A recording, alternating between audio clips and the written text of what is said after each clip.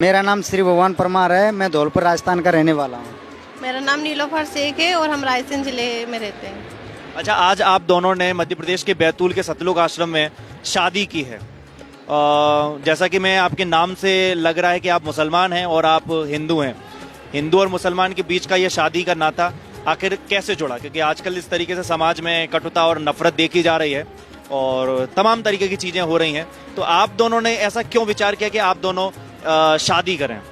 ये हमारे पूज्य गुरुदेव जी के ज्ञान का प्रभाव है। हमारे पूज्य गुरुदेव संत रामपाल जी महाराज शिक्षा देते हैं कि जीव हमारी जाति है, मानव धर्म हमारा, हिंदू मुस्लिम सिख ईसाई धर्म नहीं कोई न्यारा।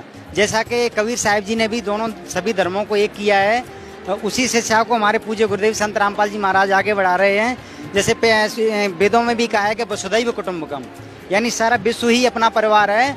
तो उसी शिक्षा ये को आगे बढ़ाते हुए संत रामपाल जी महाराज जी के दिव्य ज्ञान के प्रभाव से हमने फैसला लिया है। और आप जैसा कि मुसलमान हैं, आप एक हिंदू के घर में बेटी बन के बहू बन करके जाएंगी, तो आपके लिए तमाम सारे रीति रिवाज भी अलग हो जाएंगे। एक धर्म में जाना, दूसरे धर्म में जाना, तो आप इसको कैसे थोड़ा बहुत टेंशन है या आपके समाज की तरफ से कोई विरोध, ऐसी कोई चीज है आपके सामने, या आप सिर्फ अपने गुरु के आदेशानुसार या आगे चल रही, जैसा कि आपके पति ने बताया? जैसे कि संत रामपाल जी महाराज जी के जो नियम है तो वो आधे से ज़्यादा मुस्लिम धर्म में भी माने जाते हैं। तो जैसे अब ये हिंदू धर्म से बिलोंग करते हैं, तो इनके यहाँ जाने के बाद किसी प्रकार की कोई मतलब जैसे समाज को लेके या ऐसी कोई दिक्कत नहीं आएगी। तो हिंदू और मुस्लिम के बीच की जो नफरतें हम आजकल देखते हैं, और तो उसको क्या पाटने के लिए आपने ये शादी की है, या आपने एक दूसरे को पसंद किया और आपने शादी कर ली बिना धर्म का कोई सवाल अपने मन में लाते हुए? जैसे कि संत रामपाल जी महाराज जी की वाणी है, जीव हमारी जाति है, मानव धर्म हमारा, हिंदू मुस्लिम सिख ईसाई धर्म नहीं कोई न्यारा। तो संत रामपाल जी महाराज जी के लिए सभी जीव जो हैं, सभी मतलब जाति वाले जो हैं, सभी एक ही तरीके के, मतलब एक तरीके से देखते हैं।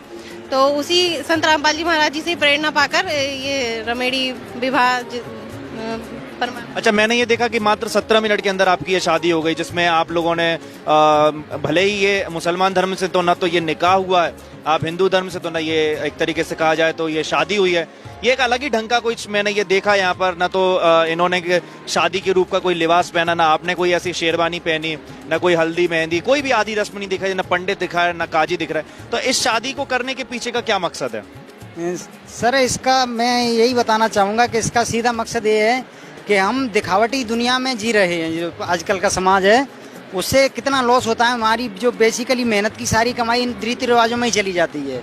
लेकिन ये हमारे संत रामपाल जी महाराज जी के ज्ञान से प्रेरणा पाके मुझे बहुत अच्छा लगा कि हमारी जो बेसिकली जो मेहनत की अच्छी कमाई होती, गाढ़ी कमाई होती है, व्यर्थ की रीति रिवाजों में ना खत्म होकर अपनी सेव रहेगी। और समाज में भी आज देखेंगे आप तो दहेज प्रथा के कारण ना जाने कितनी बेटियों को जिंदा जला दिया जाता है, कहीं उनको प्रताड़ित किया जाता है, और अपनी बेटी की शादी करने के लिए लोग घर को गिरवी रख देते हैं, कोई संपत्ति को गिरवी रख देते हैं। लेकिन आज गुरुजी के ज्ञान से इस प्रकार जब अपना जो भक्त समाज जाग रहा है, तो ये सभी कुप्रथा का नष्ट हो जाएगा। तो बहुत अच्छा है, बहुत सराहनीय कदम है एक तरह से। जैसा कि मैं देख रहा हूँ यहाँ बैतूल में 101 शादियाँ हुई, 101 शादियों की रमेड़ियाँ हुई हैं, तो मुझे ऐसा लगता है कि सिर्फ आप ही एक ऐसा हिंदू और मुस्लिम की एकता को बनाने वाला एकमात्र जोड़ा है। अब जब आपकी शादी होने वाली थी और ये जो तारीख आने वाली थी, इससे पहले अगर आपके लोग हैं, दोस्त हैं, जो परिजन हैं आपके, उन लोगों ने पूछा होगा कि आपकी शादी कहाँ हो रही है, आपने जब नाम बताया होगा, तो कहीं किसी के दिमाग पे कोई सिकन आई होगी, कोई टेंशन, कुछ तो कहा होगा कि आखिर मुसलमान समाज में क्यों जाना? ऐसा कुछ हुआ आपके साथ? देखो सर, क्या है, शुरुआत में कोई भी कदम उठाते हैं तो थोड़ा बहुत तो होता ही है। लेकिन वो जैसे हम एक पुराना उदाहरण देते हैं आपको कि सती प्रथा का विरोध किया था राजा राम मोहन राय ने, तो उसका भी खूब विरोध हुआ, लेकिन उसने अपना संघर्ष जारी रखा। तो आज बहन बेटियां सुखी हैं। आज अब किसी को कोई जिंदा जलाया नहीं जाता पति के मरने के बाद। तो शुरुआत में कोई थोड़ी बहुत कठिनाई आएंगी तो हम उसे स्वीकार करते हैं, लेकिन ये हम सच के कदम पर चलना के लिए कुछ भी परेशानी है, कोई दिक्कत नहीं है। मतलब कि आपके परिवार की तरफ से कोई विरोध नहीं है? परिवार के सब तरफ से कोई विरोध नहीं है।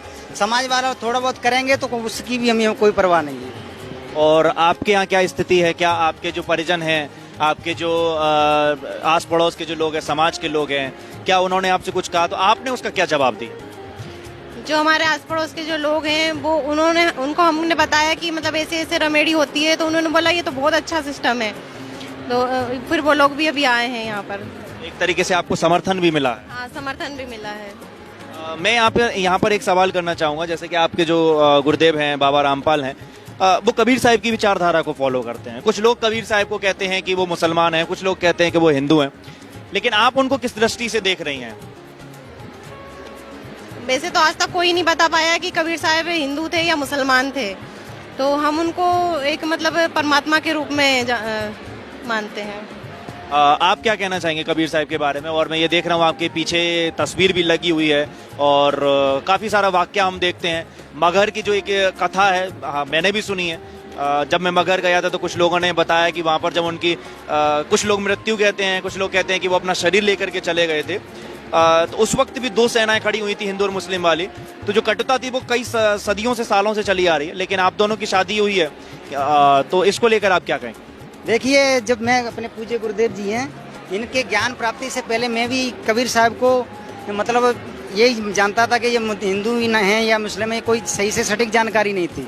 लेकिन हमारे पूज्य गुरुदेव जी हैं संत रामपाल जी महाराज, उन्होंने सभी अपने वेद धर्म ग्रंथ सभी से प्रमाणित कर दिया कि वो किसी धर्म के नहीं, तो वो तो सबके हैं, वो तो सबके हैं। वेदों में प्रमाण, कुरान में प्रमाण, अपने गुरु ग्रंथ साहिब में प्रमाण कि वो तो साक्षात भगवान है। सबके अल्लाह ताला कहो, भगवान कहो, ईश्वर कहो, सब कुछ वही है। उनके ये हमारे पूज्य गुरुदेव जी ने सभी शास्त्रों में प्रमाणित कर दिया। तो अब हिंदू मुस्लिम के बीच का कोई ऐसा अंतर नहीं है? कोई बिल्कुल भी अंतर नहीं है जी। तो एक आखिरी सवाल मैं करना चाहूंगा, अगर आपको लेकर कोई विरोध करता है, हालांकि संवैधानिक तौर से देश के सभी नागरिकों को अपनी मर्जी से किसी भी जाति धर्म कहीं भी शादी करने का स्वतंत्रता दी गई है, जैसा कि आपने उसको किया भी है, निभाया भी है, लेकिन अगर कोई विरोध होता है तो आप उनको क्या जवाब देना चाहेंगे? आप सोशल मीडिया पर जाएंगे, हो सकता है आपकी कुछ वीडियो क्लिप्स वायरल हो जाएं, तो उस वायरल होने से पहले आप क्या कहना चाहेंगे कि वो जो लोग विरोध अगर करना चाहते हैं, कुछ लोग आपके समर्थन में भी खड़े होंगे, तो आप उनके लिए क्या संदेश देना चाहते हैं? मैं तो उनसे यही कहूंगा कि भाई आप अपने संविधान को उठा के देखिए, संविधान तो इन चीज़ों का विरोध करता ही नहीं, और ना ही कोई अपने धर्म शास्त्र इसका विरोध करते हैं। धर्म तो जोड़ना चाहता है, तोड़ने की बात कभी नहीं करता धर्म।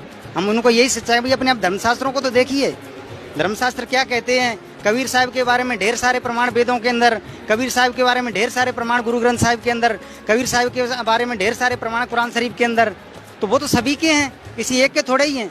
लेकिन इंसान ने जो धर्म के ठेकेदार में यहाँ पे कहना चाहूँ तो वो हमें एक नहीं होने देना चाहते। यहाँ पे यही मुख्य रूप से वही आड़े आ रहे हैं। यही सवाल मेरा आपसे, अगर आपको कोई, आपका कुछ लोग अगर विरोध करते हैं तो आप उनको क्या संदेश देना चाहेंगे? उनको संदेश यही है कि आप पहले अपने जो दस्त ग्रंथ है, कुरान शरीफ है, गुरु ग्रंथ साहिब है, तो उनको खोल के और देखें कि उसमें मतलब संत रामपाल जी महाराज जी ने क्या बताया है। उसमें किसी प्रकार का कोई जाति भेदभाव नहीं है। कबीर साहब जो हैं वो सभी के हैं, सभी धर्मों के हैं, पूर्ण परमात्मा है। तो ये थे हिंदू और मुसलमान की एकता को और भी ज्यादा मजबूत करने वाले ये नीलू शेख हैं, जो कि रायसेन जिले की रहने वाली हैं मध्य प्रदेश के, और ये हैं धौलपुर राजस्थान के भगवान दास। इन दोनों ने आज मिलकर के मध्य प्रदेश के बैतूल के सतलोक आश्रम में शादी की है। आप इसको निकाह कहें, शादी कहें, लेकिन संवैधानिक तौर से ये दोनों एक हो चुके हैं। इन दोनों ने एक दूसरे को पसंद किया है और अपने गुरुदेव की तस्वीर को आगे करते हुए, इनकी किताब को आगे करते हुए संदेश दे रही हैं कि जीने की राह का इन्होंने जो तरीका अपनाया है, एक दूसरे के साथ न जाति देखी है, न धर्म देखा है, सिर्फ इन दोनों ने एक दूसरे को पसंद किया है। और यहाँ पर एकजुटता के साथ ये संदेश देते हुए कि संवैधानिक तौर से और धार्मिक तौर से और आर्थिक तौर से और नैतिक तौर से ये आज एक हैं।